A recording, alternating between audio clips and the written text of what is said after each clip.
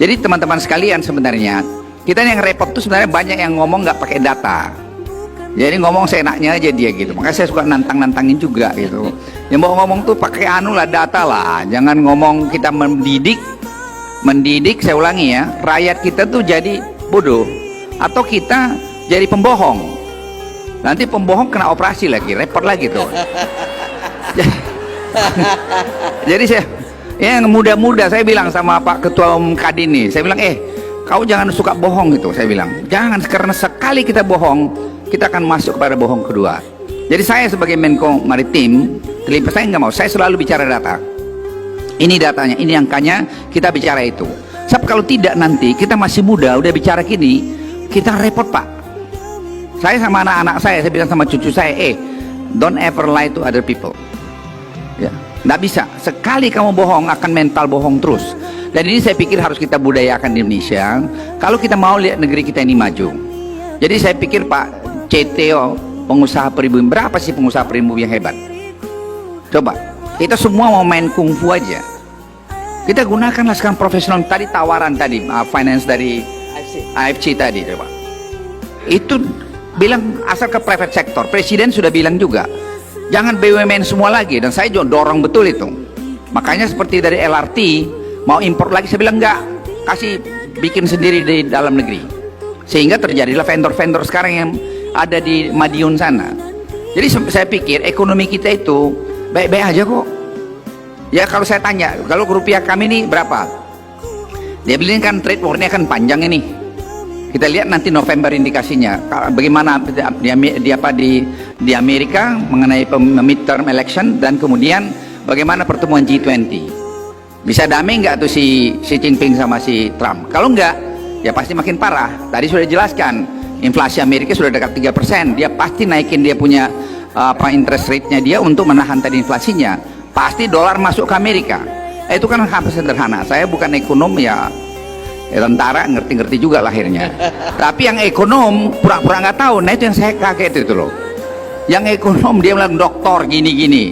Saya telepon itu satu dokter terkenal itu. Saya bilang, kau kok jadi berubah angka-angkamu? Saya bilang, jangan kau maaf Pak ini. Jangan kau lacurkan profesionalismemu hanya kau ingin sesuatu. Don't ever do it. Kamu harus punya dignity loh. Kita hidup itu bukan hanya saja loh. Saya ingin sebagai seorang tentara, sebagai seorang prajurit, kita harus punya harga diri berbangsa itu. Dan harga diri kita sebagai ilmuwan itu. Kalau enggak, kenapa kita mesti lacurin diri kita hanya untuk membela sesuatu yang enggak jelas? Come on. Jadi kesempatan ini saya katakan, ekonomi kita saya lihat bagus. Presiden, ya Pak tahulah.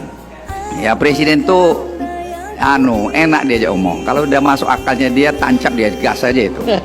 Jadi nggak usah lah. Kalau Anda lawan-lawan dia, udahlah selesai itu barang itu. Enggak lah. I'm serious, ini dia. Saya nggak ada saya udah tua, umur saya udah 71 tahun. Tapi saya ingin katakan sama Anda, semua proses pengambilan keputusan itu di pemerintahan itu sangat transparan.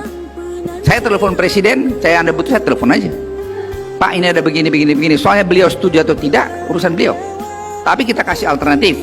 Saya sebagai bawahan di tentara selalu datang dengan alternatif, option and alternative, and advantageous, disadvantageous dari any option tadi itu. Ya keputusan di presiden, dan presiden itu mau dengar. Paling dia cek lagi ke sini, dia cek lagi sini, dia bam. Nggak banyak dia pakai pegang perbaiki leher-leher dulu, nggak. Langsung aja itu. Jadi proses pengambilan keputusan itu very credible, very credible. Jadi kalau Anda main-main sama presiden, ya karena kelihatan beliau maaf nggak segagah tegar saya mungkin agak dianggap enteng. Jangan Pak, ini kungfunya tinggi Pak, nanti Anda susah gitu loh. Dalam konteks maksud saya, jangan berbicara yang nggak benar. Tell the truth. Saya kenal beliau 11 tahun. Jadi kalau bicara ekonomi, beliau sangat paham sekarang ini. Ya mungkin tahun pertama kedua beliau kita ajarin. Sekarang sebaliknya kita mulai diajarin. Kenapa? Karena beliau punya source of information yang lebih banyak dari kita. Jadi teman-teman sekalian, sekali lagi kalau masalah ekonomi, saya sih very confident. Kenapa beliau nggak nyuri kok? Anaknya nggak dagang kok, istrinya nggak dagang. Beliau hanya bekerja untuk kepentingan nasional. Pembantunya Pak Rudi, lihat paten, nggak ada dagang-dagangan dia, nggak nggak ada. Rudi tahu lah, saya juga nggak ada dagang-dagangan. Dagang saya udah ada lah kecil-kecil. Ya udah cukup makan lah, gitulah. Jadi enggak lah. Siapa yang ada dagangannya? Nggak ada. Ibu Ani very professional. Itu dipuji-puji oleh semua orang. Saya kemana saya pergi, mereka bilang lucky you punya Minister of Finance yang very credible. Lalu siapa lagi? Jadi teman-teman sekalian, kalau soal ekonomi pengusaha, kan saya juga pengusaha, pernah pengusaha. Ya masih ada usaha sih. Jadi saya ngerti angka lah. Jadi nggak usah, kalau orang-orang yang dokter-dokter ekonomi itu usahanya pernah gagal, jangan komentar. I'm serious, jangan komentar. Kalau usaha lu pernah maling-maling, lu juga jangan ngomong. Karena jejak digital kita itu pasti ketahuan. Sooner or later itu akan ketahuan. Sekarang apa susahnya membuka itu semua. Jadi kita mari bangun negeri kita untuk baik. Jangan kita iri kalau nanti terpilih 2 kali, ya biar aja 2 kali. Nanti kalau sudah mau 2024 kau jadi calon presiden, ya silakanlah. Kalau sekarang ya jangan terlalu aneh-aneh lah. Itu aja komentar saya, Pak. Oke, terima kasih Pak Luhut ya.